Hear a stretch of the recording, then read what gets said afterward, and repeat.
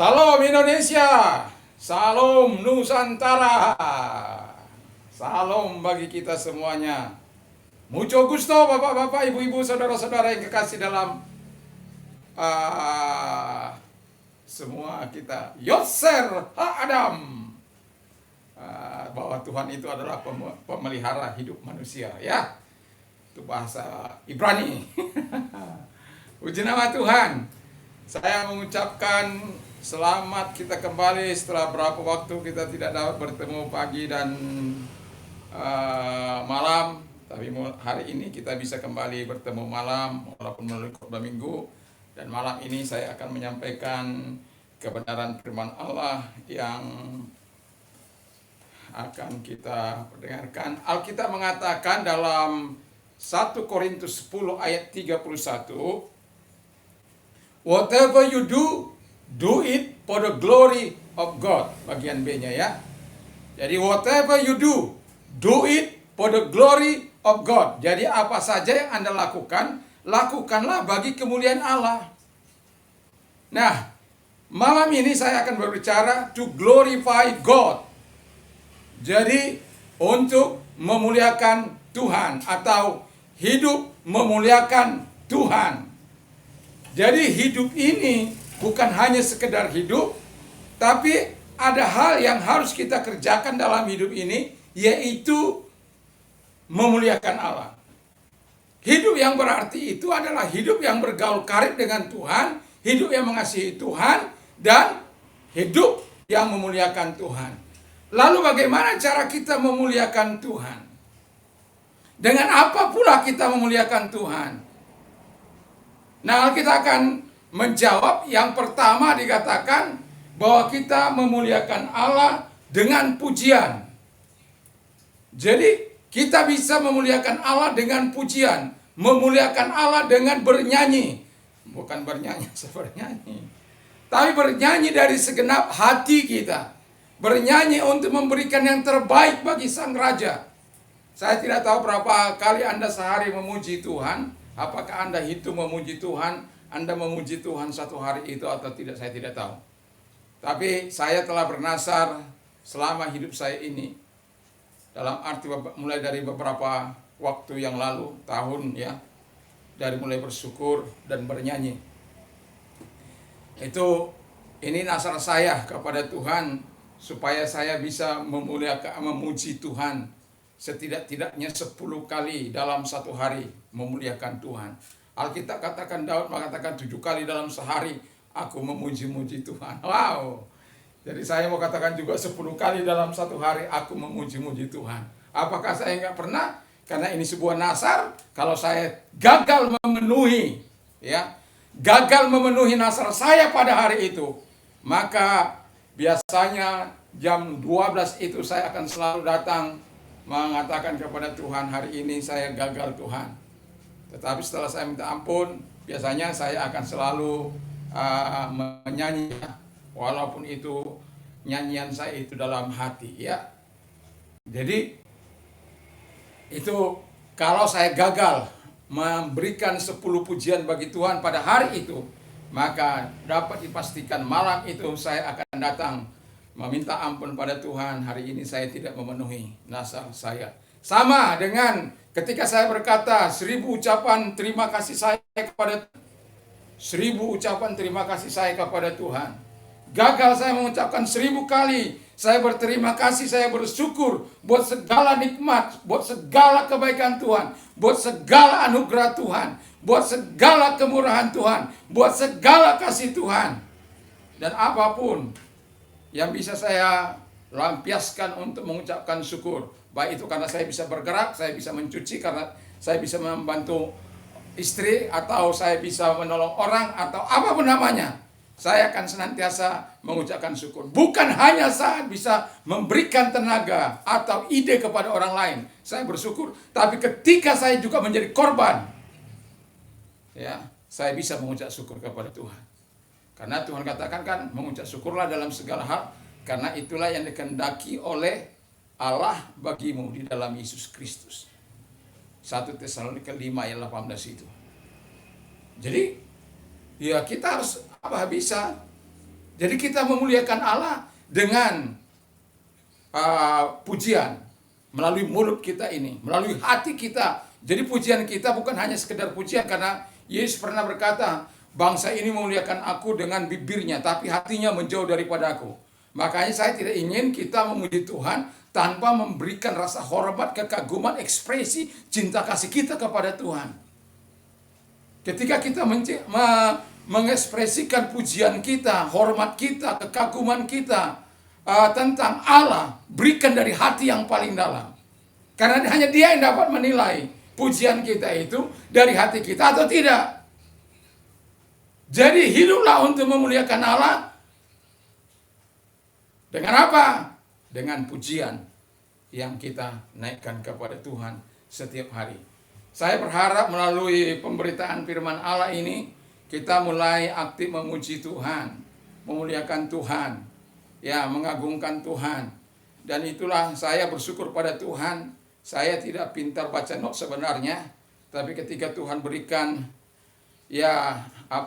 nyanyian baru dalam mulut saya, maka saya akan rekam itu. Lalu lahirlah lagu-lagu yang ada di YouTube saya itu. Itu bukan karena saya bisa membaca not, tapi itu karena inspirasi yang Tuhan berikan melalui pengalaman bersama dengan Dia. Karena saya tidak bisa baca not, tapi saya suka memuji Tuhan.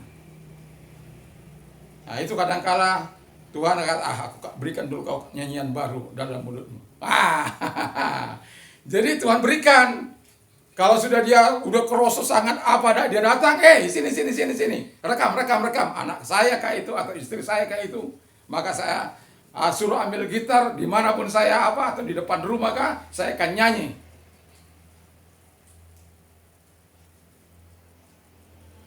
Memang unik. Tapi itu Tuhan.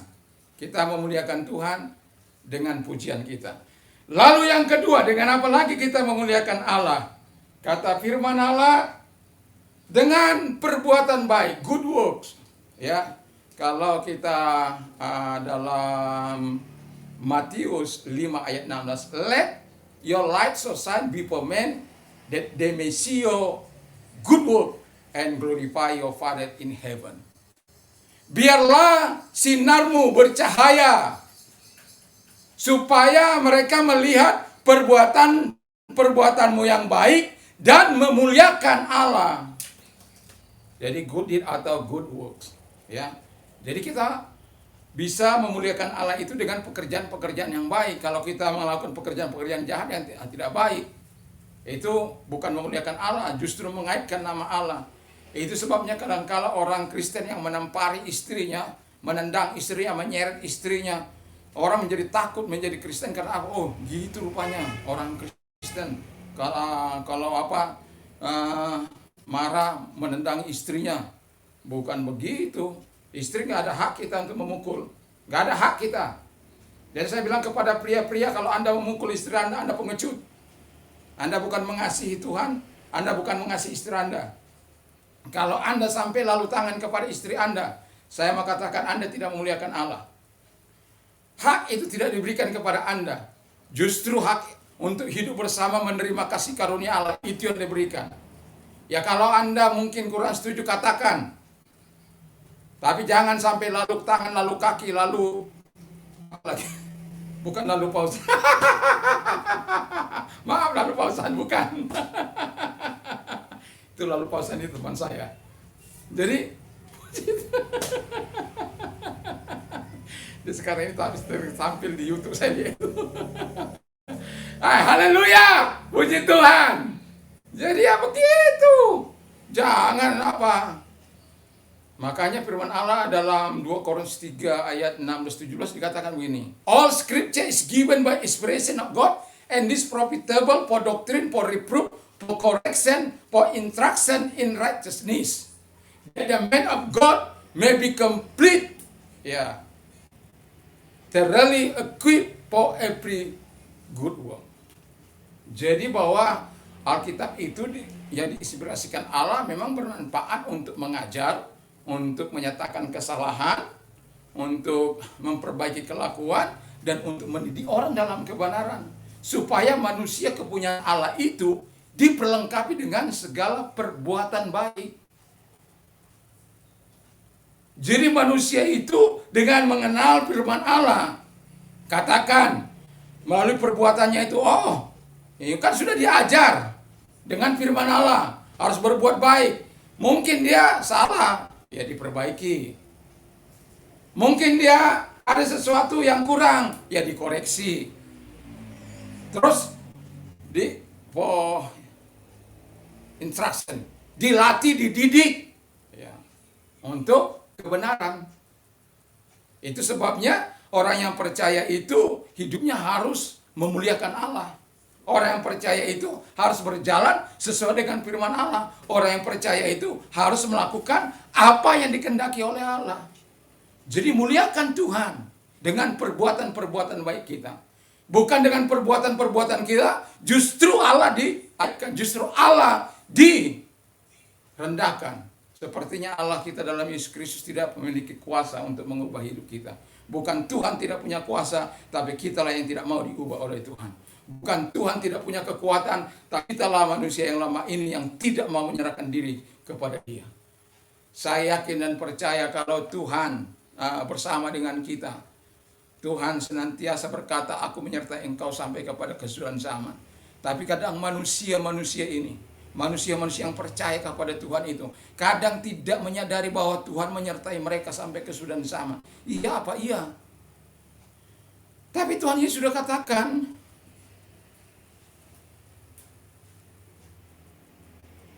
dalam Matius 28 ayat 20 itu, Tuhan menyertai kita sampai kepada kesudahan zaman. Immanuel, Tuhan beserta kita. Oh, luar biasa. Jadi jangan pernah meragukan Tuhan. Jangan pernah merendahkan Tuhan. Justru kita harus memuliakan Allah dengan perbuatan-perbuatan baik yang Tuhan harapkan dari kita bisa lakukan dalam aplikasi kehidupan ini, di tengah-tengah kehidupan rumah tangga kita. Kalau di tengah-tengah rumah tangga kita sering memaki-maki, ya, itu wah berat itu. Marah, tapi jangan sampai memaki-maki. Saya hanya bilang sama anjing saya, anjing kau! Itu hanya sama anjing saya.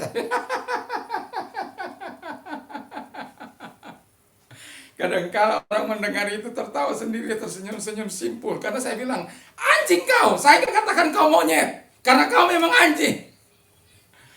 Jadi kalau dia sudah main-mainnya terlalu jauh, lalu saya marah anjing saya itu.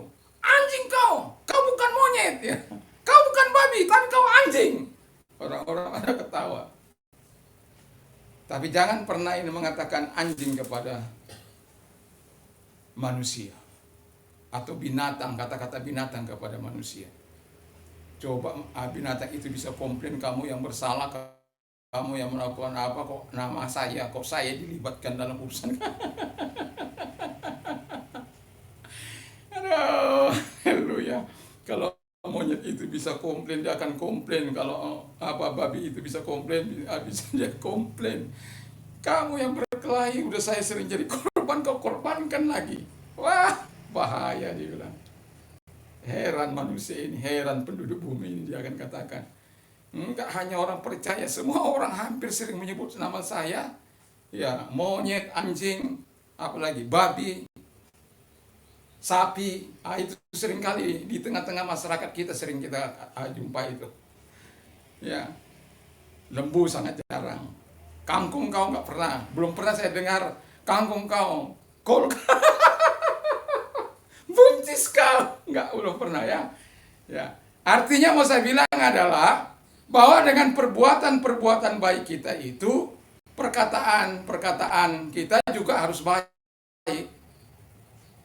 Ya, perkataan-perkataan kita juga harus baik. Nah, makanya tadi saya katakan tadi pagi dalam ibadah saya katakan bahwa kita harus menjadi contoh bagi orang percaya di dalam perkataan, dalam perbuatan, dalam kasih, dalam semangat, dalam iman, dalam kesetiaan, dan dalam kemurnian. Wah, itu luar biasa itu. Itulah perbuatan-perbuatan orang percaya sebenarnya. Itulah yang diharapkan oleh Tuhan sebenarnya dalam kehidupan orang. Sehingga perbuatannya itu sungguh-sungguh memuliakan Allah. Dan endingnya kan katanya supaya Bapa dimuliakan. Bukan supaya Simon dimuliakan, bukan. Bukan supaya Reinhard, Richard dimuliakan, bukan. Bukan supaya Ong Ilian bukan. Bukan. Yang supaya dimuliakan itu Bapa kita, Yesus Kristus. Dia yang harus dimuliakan. It is not about me. It's not about us. This is about Jesus Christ. Ini bukan tentang saya. Bukan tentang kita. Tapi tentang Yesus Kristus. Yang harus dimuliakan dari hidup kita. Karena apa? Dia sudah memberikan yang terbaik bagi kita. The best selalu dikasihkan bagi kita. Dia Yotzer Ha-Adam, pemelihara manusia. Melek Ha-Olam, raja yang kekal. Baruk atah Adonai Eloheinu, terpujilah engkau, Allah sesembahan kami. Ya, terpuji dia. Terpuji Allah itu. Puji Tuhan. Jadi biar perbuatan kita itu betul-betul bukan menjadi sebuah siksaan bagi kita untuk melakukan apa yang baik. Karena memang sudah Tuhan berikan kemampuan bagi kita untuk melakukan itu. Tuhan sudah berikan rohnya, firmannya, ajarannya, Alkitabnya bagi kita untuk bisa melakukannya itu. Jadi kalau kita sudah diajar melakukan yang baik, ada kan tadi ada for reproof, menyatakan kesalahan. Oh kamu itu salah, baru dikoreksi ini loh, baru melakukan dalam kebenaran. For instruction in righteousness, menginstruksikan dalam kebenaran. Jadi ada menyatakan kesalahan, ada dikoreksi, udah dikoreksi, ya ini loh, baru diapakan kepada kebenaran. Itu hebatnya firman Allah itu. Supaya manusia kepunyaan Allah diperlengkapi untuk setiap perbuatan baik. Jadi Tuhan sudah lengkapi kita. Tuhan sudah nyatakan kepada kita. Jadi lakukan itu yang terbaik. Lalu yang ketiga. Yang ketiga dikatakan, ini dia. By the fruit bearing. Jadi dalam Yohanes 15 ayat 18, by this my Father is glorified, that you bear much fruit, so you will be my disciples. Jadi ini tentang apa? Abide in me and I abide in you, and I abide in you. For without me you can do nothing. Ayat apa di bagian atasnya tadi saya mau katakan, I am the vine, you are the branches. Akulah pokok anggur, kamu itu ranting-rantingnya. Jadi kalau kamu tinggal dalam kamu tinggal dalam aku, ya kamu berbuah banyak. Buah-buah kita itu apa? Ya itu tadi, buah-buah pertobatan. Jadi buah kita itu, dengan pertobatan itu kita akan bisa membawa orang-orang lain kepada Tuhan. Masa kita nggak bertobat membawa orang-orang lain? Mau bagaimana kita mengajarnya? Mau bagaimana kita mengatakan cinta kasihnya? Bagaimana kita mengatakan pengakuan dosa di hadapan Tuhan, sementara kita sendiri nggak pernah. Jadi kita diajar untuk apa? Hidup dalam apa istilahnya? Pertobatan. Pertobatan yang sejati lahir karena adanya penyerahan diri total kepada Allah. Dan akibatnya itu adalah kita memiliki iman yang teguh. Nah, iman yang teguh itu mengakibatkan kita bisa mengalahkan dunia ini. Dunia ini di bawah pengaruh si jahat. Tapi anak-anak Allah tidak di bawah pengaruh si jahat. Jadi dengan kita tidak di bawah pengaruh si jahat, dengan sendirinya, dengan kekuatan Allah, kita bisa melawan segala perbuatan-perbuatan jahat yang coba ditawarkan, yang coba ditanamkan, yang coba merayu kita untuk melakukan itu. Tapi sebagai orang percaya, lahirkan buah-buah pertobatan dalam setiap kehidupan kita. Jangan sudah puluhan tahun percaya, tapi masih juga mencuri, masih juga merampok, masih juga membohongi orang, masih suka membuat orang rugi, masih suka bermain perempuan, masih suka rokok ganja. Di gereja dia berapi-api, di luar dia rasa-rasa. Di gereja dia haleluya, tapi di luar dia haleluya. Dari Senin sampai Sabtu dia haleluya. Dari hari Minggu dia seperti angel, seperti malaikat, pakaian putih-putih. Jadi seperti angel. Tapi dari Senin sampai Sabtu dia setan, bukan lagi seperti setan, tapi setannya. Wah, itu bahaya. Itu enggak Kristen tanpa pertobatan itu. Jadi jangan.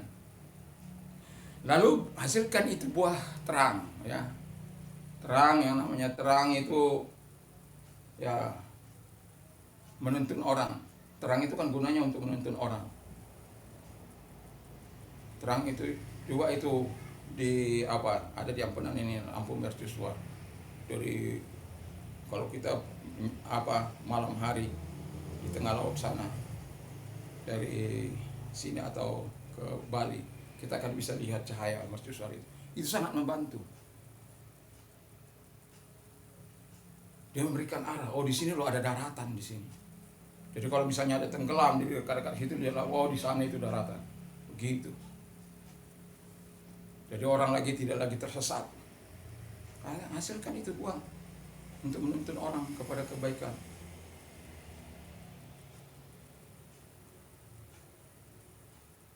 Itu menuntun dalam perkataan dan perbuatan. Buahnya itu harus jelas. Jangan perkataan perbuatannya nggak serasi gitu. Ya, jadi hiduplah menghasil buah pertobatan itu. Lalu yang selanjutnya adalah buah-buah roh. Wah, ini perlu ini, buah-buah roh ini. Kalau dalam bahasa Inggris, bahasa apanya dikatakan ode, karpos, to, pneumatos, estin, agapi. Agapi itu kasih, kara itu joy, sukacita atau kegembiraan atau kebahagiaan, sumber kebahagiaan dan lain sebagainya. Lalu dikatakan kara, terus dikatakan lagi irini. Ini apa? Irini. Biasanya kita menyebut irini. Ini irini, ini pronunciation Pronunciation Greek modern ya. Jadi dalam Greek modern. Puji nama Tuhan. Lalu dikatakan lagi ini makrotimia. Makrotimia itu sabar, panjang sabar. Jadi kalau dia bilang makrotimia, itu juga termasuk ketekunan, ketahanan. Ya itu hasilkan buah itu. Lalu dikatakan juga habis itu Christotes, di sini X, di situ yang tadi kara, yang satu Christotes. Jadi Christotes itu adalah kemurahan, kebaikan, apa yang benar. Itu dia Christotes. Apa yang benar, kebaikan, lalu kemurahan. Jadi kalau kita Christotes itu ada kebaikannya, ada kemurahannya, melakukan apa yang benar di mata Tuhan. Wah, luar biasa lah ya. Jadi hasilkan buah-buah itu. Terus dikatakan lagi agathos ini itu kebaikan. Apa? Ya, kebaikan khusus ya. Kebaikan agathos ini. Jadi agathos ini terus kemudian dikatakan pistis, iman dan kesetiaan. Saya suka katakan iman dan kesetiaan, iman dan percaya. Itu seringkali saya gabung karena memang itu adalah arti sebenarnya. Karena kalau orang beriman tapi nggak setia, berat itu. Orang setia tapi nggak beriman. Ada orang setia tapi nggak beriman. Kepada pasangannya dia setia. Kepada apanya dia setia, tapi kepada Tuhan dia nggak setia. Ada. Jadi iman dan kesetiaan itu harus menjadi satu. Itu. Jadi kalau iman dan kesetiaan itu ada, Ya luar biasa. Protes, kelemah lembutan, kerendahan hati, ya. Jadi kelemah lembutan, kerendahan hati, dan lain sebagainya. Dan yang terakhir itu adalah engratia, itu self control. Ini yang saya mengatakan, self control ini yang bisa membuat orang bisa mengendalikan diri walaupun marah tapi tak berbuat dosa. Tidak mencaci maki. Tidak. Karena apa? Kita diberikan hak. Tidak boleh mencaci maki orang. Tidak boleh sebenarnya memukul orang, terkecuali anakmu. Itu ada hak memukul anak. Tapi itu pun terlalu kalau sudah apa. Tapi kadang-kadang emosi bisa saja. Tapi kamu gak punya hak untuk orang lain. Gak punya. Kalau kau marah-marah, tapi jangan sampai lalu tangan kepada orang. Jangan. Itu nggak benar, nggak baik. Ya bukan berarti saya nggak pernah sih.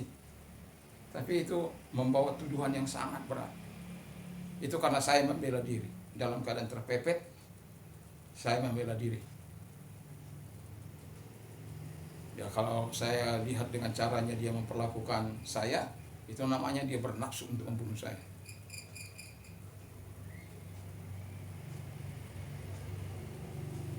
Itu pun hanya satu kali.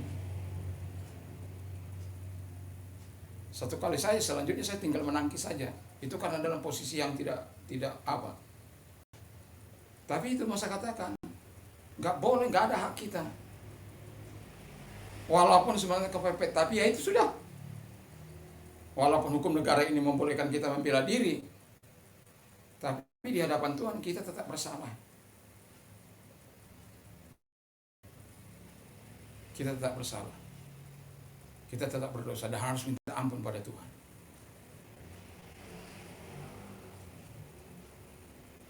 Itulah lahir lagu saya yang apa? Kasihmu tidak terbatas. Kasihmu ajaib. Kasihmu mengubah hidupku. Dan setelah pertobatan saya, itu pertama saya membela diri saya. Pertama kali itu membela diri saya. Karena dalam keadaan keberingasan orang tersebut, hendak, kalau mau saya katakan hendak membunuh lah. Dan pada akhirnya, ya puji Tuhan semuanya bisa berjalan dengan baik. Ya jadi tidak ada hak kita memukul orang lain. Tidak ada. Kalau kita sampai memukul orang lain, Anda tidak merasa bersalah walaupun Anda membela diri, tetap Anda tidak bersalah, mengatakan tidak bersalah, berarti ada something wrong dalam hidup Anda.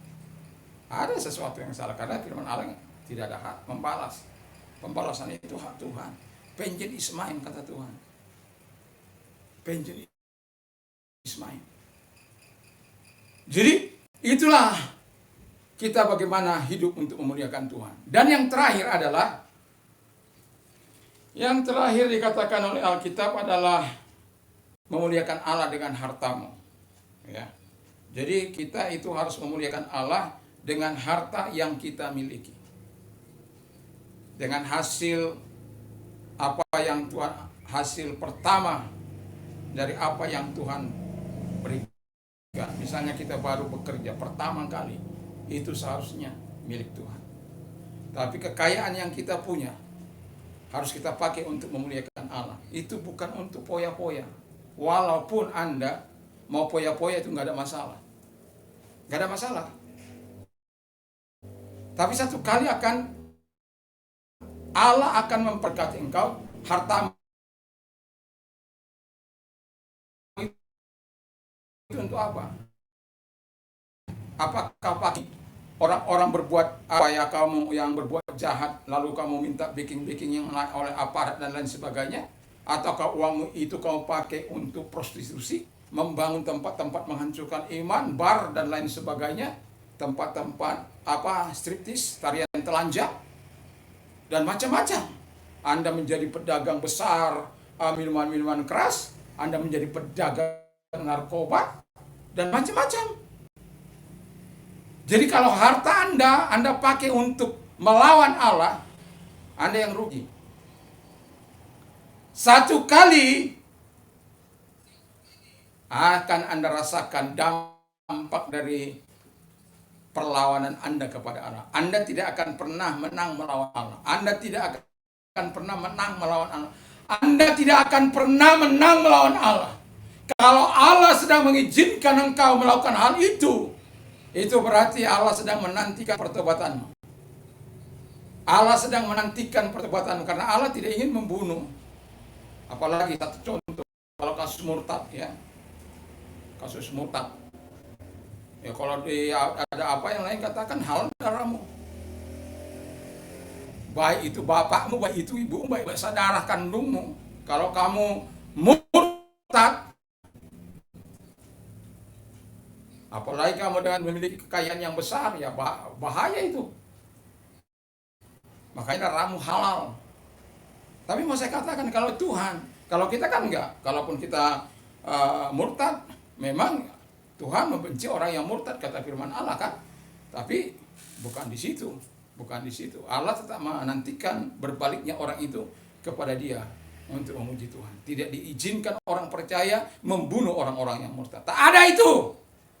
Menurut iman orang percaya tidak ada pembunuhan. Jangankan membunuh, menginginkan saja nggak boleh. Menginginkan saja tidak boleh. Aku mau bunuh dia.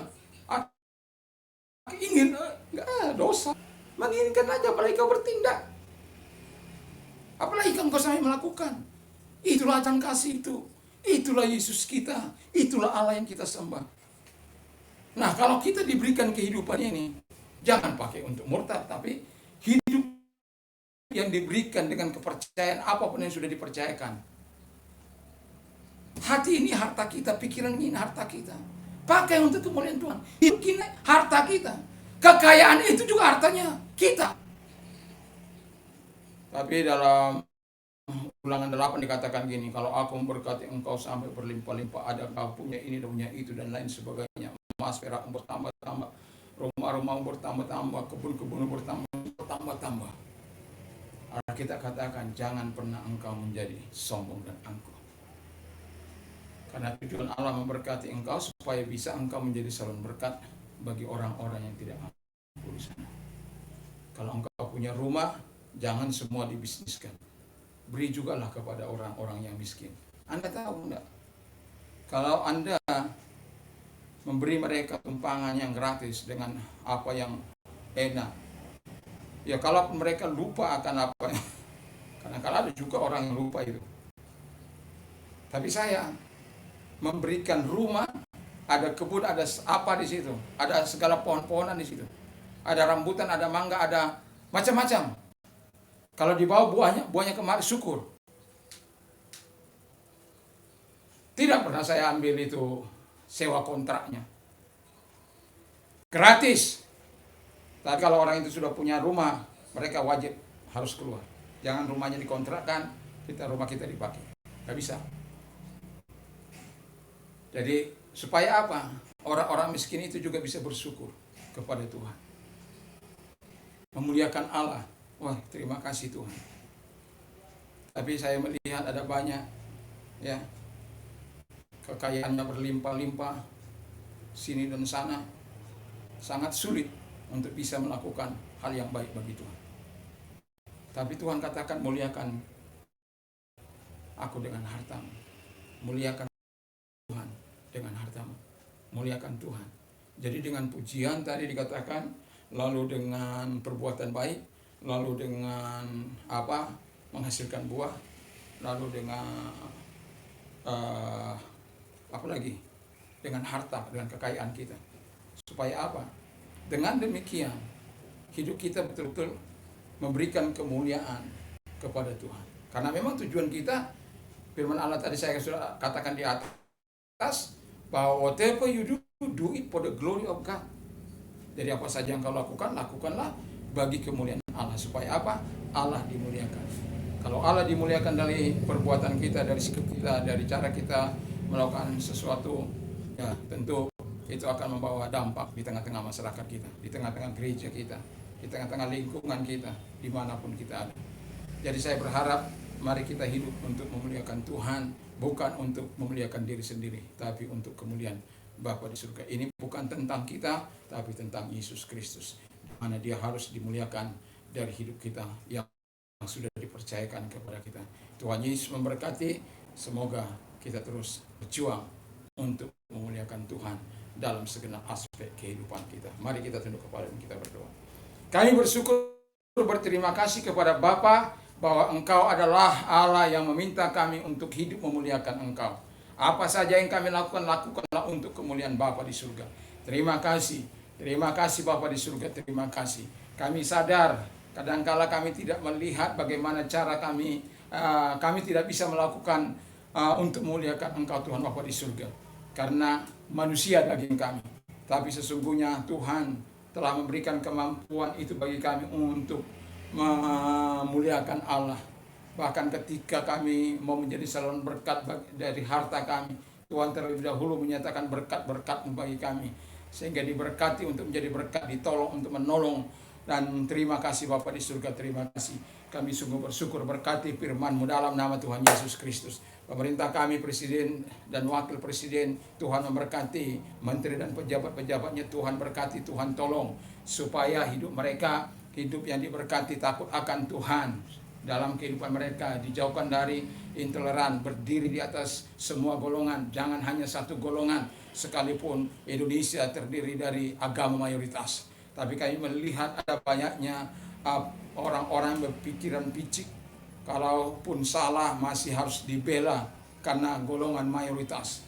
Tuhan kami tidak seperti itu. Tuhan kami adalah Tuhan yang mengatakan salah ya salah, tidak benar ya tidak benar, benar ya benar. Makanya Yesus berkata, hendaklah engkau mengatakan ya di atas ya, tidak di atas tidak, selainnya adalah dosa. Dan kami sungguh kagum kepada Tuhan kami, kepada ajaran Tuhan Yesus Kristus bagi kami. Sekalipun kami tidak punya kemampuan untuk itu, tapi Tuhan berikan juga kemampuan bagi kami, sehingga setiap kami orang-orang percaya bisa memuliakan Tuhan. Terima kasih Bapa di surga, terima kasih, ini hidup kami. Kami juga berdoa Bapa di surga buat gereja-gereja Tuhan, Aras Nasional. Tuhan tolong, dan gereja-gereja di bawahnya juga Tuhan memberkati dimanapun ada di seluruh Indonesia ini, dari Sabang sampai Merauke, dari Miangas sampai, Tuhan memberkati. Terima kasih. GP juga kami serahkan dalam tangan Tuhan, pimpinan-pimpinannya juga kami serahkan dalam tangan Tuhan. Tuhan memberkati mereka, sehingga tidak ada satupun di antara kami yang keluar dari tanggung jawab kami, keluar dari ADART yang kami buat dengan melanggar ADART dan kebenaran firman. Terima kasih Bapa di surga, terima kasih. Kami sungguh bersyukur, kami berterima kasih kepadamu. Biarkan kuat kuasa-Mu ada selalu dalam kehidupan kami, ya kami dapat terus memuliakan Engkau sepanjang umur hidup kami, sampai kami bertemu muka dengan Engkau. Terima kasih Bapa di surga, karena kami tahu tugas kami adalah untuk menyembah Engkau, memuliakan Engkau pada saat kami berada di surga-Mu yang mulia. Tidak ada mengawin di situ. Yang ada adalah kami memuja dan memuliakan Tuhan. Terima kasih Bapa di surga, terima kasih Roh Kudus. Kami sungguh bersyukur, kami berterima kasih kepada Bapa di surga. Dan yang sakit, saya mau katakan, Yesus sangat mengasihi engkau, sungguh Yesus sangat mengasihi engkau, Yesus sangat peduli terhadap engkau. Yakin dan percayalah bahwa Tuhan mampu menolong engkau. Yakin dan percayalah segala sakit apapun yang sedang engkau derita, ketika engkau mendengarkan siaran ini, percaya bahwa Tuhan mampu menolong engkau supaya engkau memuliakan Tuhan. Dan saat ini mari kita berdoa dalam nama Tuhan Yesus. Yang stroke dalam nama Yesus disembuhkan, yang darah tinggi disembuhkan dalam nama Yesus, oleh bilurnya sembuh, yang jantung, koroner jantung kami perintahkan dalam nama Yesus sembuh, yang lumpuh berjalan, buta melihat, tuli mendengar, bisu berkata-kata, lepra tahir, dan tumor, kanker, dan segala sakit penyakit apapun disembuhkan oleh Tuhan. Terima kasih Bapa di surga. Berikan kesempatan bagi mereka untuk memuliakan Engkau Tuhan dengan cara menyembuhkan mereka, menolong mereka di dalam nama Tuhan Yesus Kristus. Kami juga berdoa Bapa di surga, agar kasih-Mu tetap menyertai seluruh sidang jemaat Tuhan. Tuhan juga memberkati mereka, Tuhan tolong. Sehingga mereka, kami semuanya adalah orang-orang yang memuliakan Tuhan Bapa di surga. Dalam nama Yesus kami bersyukur dan berdoa. Haleluya, amin. Damai sejahtera Allah yang melampaui segala akal akan memelihara hati dan pikiran kita, mulai saat ini sampai selama-lamanya. Dan Berbahagialah orang mendengarkan firman Allah dan yang menyimpannya dan melakukan dalam hidupnya. Dan juga iman timbul dari pendengaran firman Kristus. Apa saja yang ingin orang lain lakukan kepada melakukan jugalah demikian. My God shall supply all your need according to his riches in glory by Christ. Now to our God and Father be glory forever and ever. Dan Allahku akan mencukupi segala kebutuhan menurut kekayaan dan kemuliaan dalam Kristus Yesus. Dan dimuliakanlah Allah Bapa kita dari sekarang sampai selama-lamanya. Dan I can do all things through him who give me strength. Segala perkara dapat kutanggung di dalam dia yang memberikan kekuatan bagiku. Tuhan Yesus memberkati. Shalom. Amin.